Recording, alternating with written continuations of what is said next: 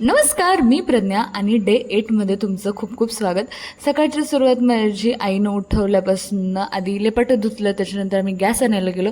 So मस्तपैकी कामांनी झाली. त्याच्यानंतर बँकेत एक काम होतं, ते शूट नाही करू शकले आणि मग मी गेले ते हेअरकट करायला. म्हणजे खूप दिवसांपासून इच्छा होती मला हेअरकट करायचं आहे. पण मी नेहमी ज्या स्टुडिओत जाते ब्युटीनेसला, तर ते बंद होतं. सो मी घराच्या तिथं एक आहे स्टुडिओ K25, तिथे गेले, पण तिथेही काही कारणास्तव वेळ लागणार होता.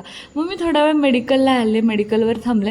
तितक्यात दादाचा फोन आला की त्याला काही व्हिडिओ रेकॉर्ड्स करायचे आहेत आणि त्याच्यासाठी ना त्याला थोडीफार माझी गरज आहे. त्याच्याकडे गेले, थोडा वेळ त्याच्यापाशी थांबले आणि तितक्यात मग मला समजलं की लाईट वगैरे आलेली आहे, आता मी हेअरकट करायला जाऊ शकते.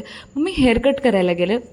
एक तर मी खूप वर्षांनंतर हेअरकट करत होते आणि मी असं फुल फोटो वगैरे रेफरन्स ठेवलेला की मला असे हेअर्स हवेत आणि त्यांनी इतके सुंदर हेअरकट केले ना माझे, मी खूप हॅपी होती.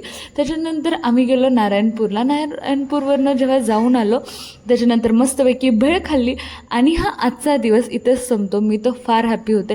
काल जे माझं फुल चिडचिडवालं माइंड झालं ना, ते आजच्या दिवसात कुठेतरी शांत झालं. सो आजचा दिवस इथंच संपतो. Bye bye.